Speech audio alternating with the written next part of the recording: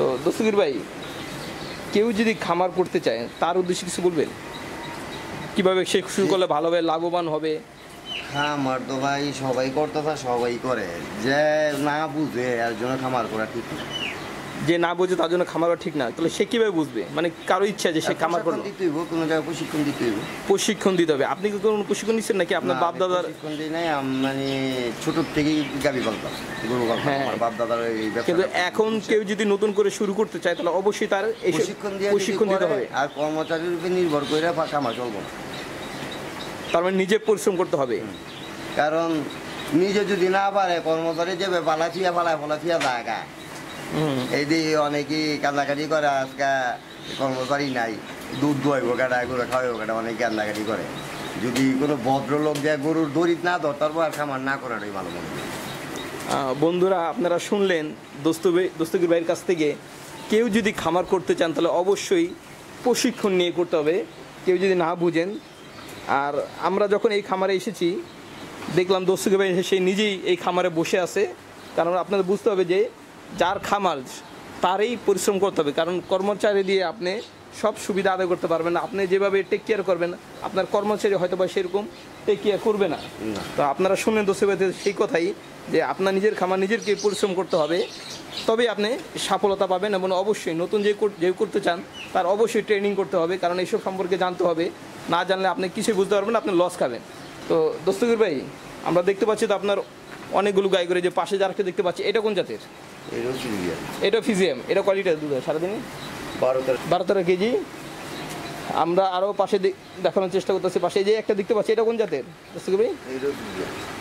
এটা ফিজিয়াম। এটা কোয়ালিটির দুধ হয় সারাদিনে? 17-18 কেজি হয়। 17-18 কেজি হয়। বন্ধুরা আপনারা শুনলেন, এটা 17-18 কেজি হয়। তো দস্তগীর ভাই, আপনার যে এই ফিজিয়াম যে গরুটা দেখতে পাচ্ছি, এই যে এটা কয় দাঁত? 6 দাঁত। এটা কত আছে বাজার মূল্য এখন দাম?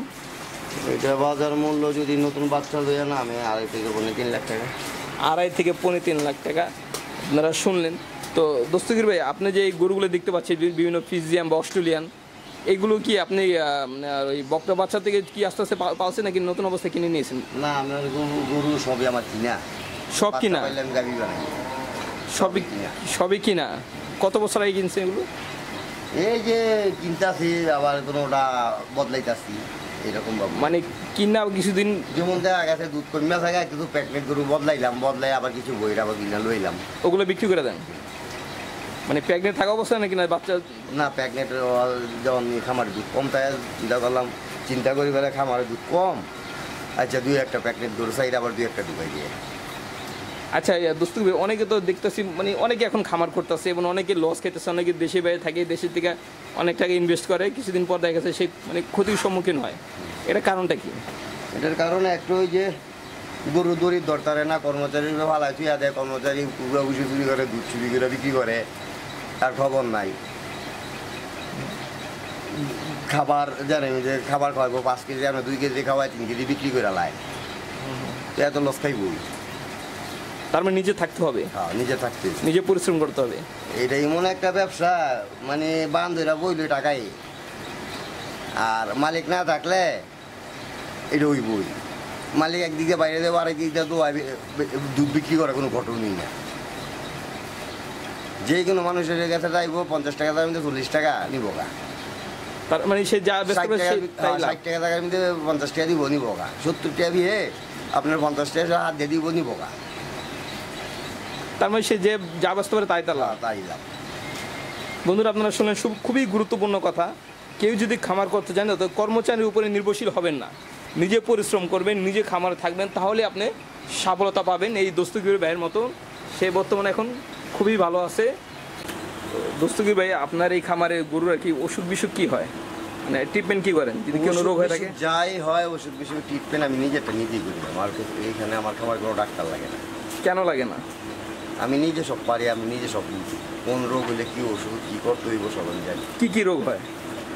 এমনি তো খামারে এই যে বছরে 3 মাস পর আপনি টিকা দিয়ে ওই যে এই খুরা রোগের, আর এমনি বিশেষ করে এই খামারে বেশিরভাগ ওই যে মেস্টাইটিস হয়, ওলান তুলা রোগ হয়, এইটুই মানে বেশিরভাগ হয়।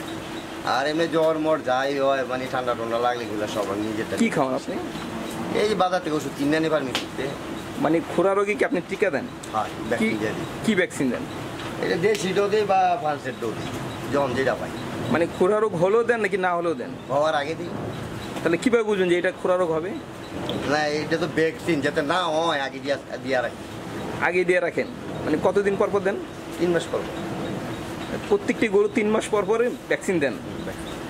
বন্ধুরা আপনারা শুনলেন যে দস্তগীর ভাই প্রত্যেকটি গাই গরু 3 মাস পর পর সে খুরা রোগে ভ্যাকসিন দেয়। আর কি কি দেন?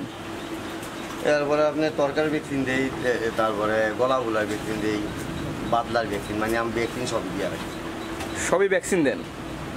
কতদিন পর পর ভ্যাকসিন দেন? 3 মাস পর পর, মানে একটার পর একটা সিজন মতো। মানে 3 মাস পর পর সব ভ্যাকসিনগুলো দিয়ে থাকেন? কিন্তু আমরা মানে রোগ হওয়ার আগে ভ্যাকসিনগুলো দেন? রোগ হওয়ার আগে যাতে রোগ না হয়। এই জন্য কি রোগ হয় না কোনো? আপনার খামারে কোনো খুরা রোগ হয় না? না। অন্য অন্য রোগ, পাতলা পায়খানা বা? পাতলা বাগানে তো আর একটা বিষয় হলো ওষুধ মনে করি না। আর কিরমিরি মুক্ত থাকলে পাতলা বাগানে গরু করে না। কৃমির জন্য কি দেন? কিরমিরির জন্য আমি বেশিরভাগ ইঞ্জেকশন ব্যবহার করি। ইঞ্জেকশন ব্যবহার করেন? আপনার ম্যাক্সিমামে সবাই ইঞ্জেকশন ভ্যাকসিনগুলোই ব্যবহার করেন, তাহলে আর এই রোগগুলো হয় না, গরু ভালো থাকে? ট্যাবলেট মানে এই যে কিরমির ট্যাবলেট খাওয়া না, এগুলো খাওয়াই না আমি, এই ইঞ্জেকশন দিয়ে মারি। সবই ইঞ্জেকশন না? ওই খুরা রোগের যে ভ্যাকসিন, সেই ভ্যাকসিন কত করে? আপনার ওখানে 4,000 টাকা দাম। ফ্রান্সেরটা? আর 4,000 টাকা ওষুধ আনলে 10 টাকা বিল মারা যায়। ও মানে ওই ভ্যাকসিনটা আনলে 10টা গরু দেওয়া যায়? 4,000 টাকা আনলে 10টা করে দেওয়া যায়। 10টা গরু দেওয়া যায় না? আচ্ছা, আর অন্য অন্য ভ্যাকসিনগুলো মানে দেশি ভ্যাকসিন হয়? দেশি ভ্যাকসিন দাও, সরকারি ভ্যাকসিন দাম কম। কত এটা? এডিমো আগালি গেলে পরিচিত লোক আছে, ওদের ওই যে 200-300 টাকা দিলে দিয়া দেয়। কিন্তু ওইগুলো তেমন একটা ভালো না নাকি? একটু মানে আমাদের সেটা যেমন একটা মানে শিওর ঢালা না, বিশ্বাস করা যায় না। বিশ্বাস করা যায় না? কেন বিশ্বাস করা যায় না? গুণমান কম, মানে ওষুধ আমাকে বাংলাদেশের ওষুধ বুঝেন না, যেমন দেশে মনে ওষুধ বানায়। আপনি দিয়ে দেখছিলেন দেশি ভ্যাকসিন, কি কোনো উপকার পান নাই? উপকার আছে, মানে তেমন একটা শিওর ঢালা না। আমাদের সেটা দিল হঠাৎ করে আবার দেওয়া যায়, ধুয়ে আবার হয়? পুরা রোগে ধুয়ে লায়। কিন্তু ওই ফ্রান্সের বা দেশের বাইরেটা দিলেও হয় না? এক একটা ভ্যাকসিন কি 3 মাস পর্যন্ত কি মেয়াদ থাকে? 3 মাস পর্যন্ত মেয়াদ। 3 মাস পর আবার দিতে হয়? 3 মাস পরে আবার দিতে হয়।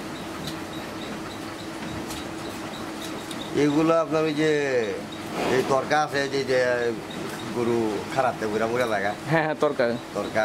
হ্যাঁ। এরপরে আপনার গলাগুলার ভ্যাকসিন আছে, বাদলার ভ্যাকসিন আছে। ওগুলো কি 3 মাস পর পর দেন? হ্যাঁ।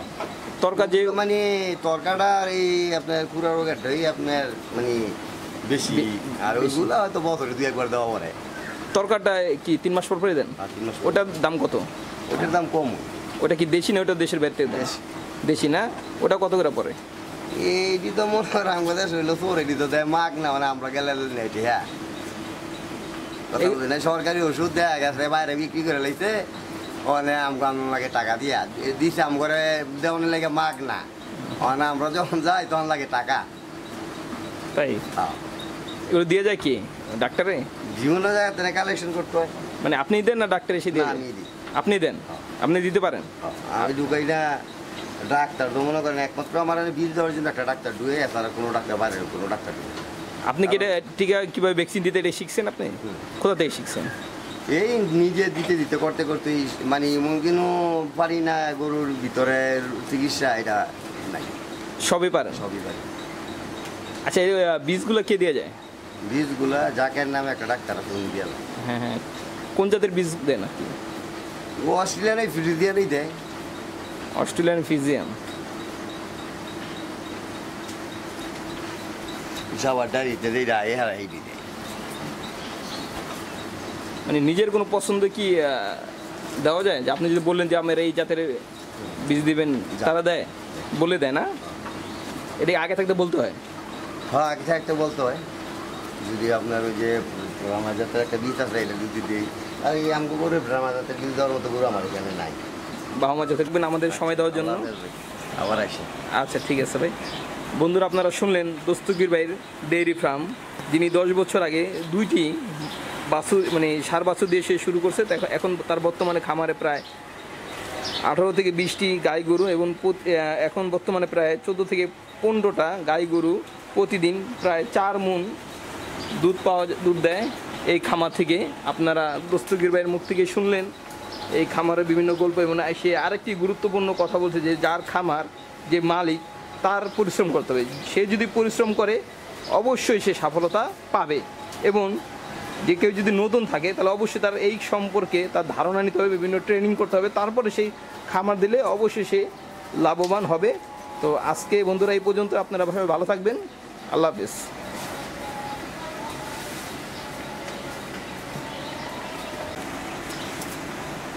তো ভাই ভালো থাকবেন। বন্ধুরা আপনারা শুনলেন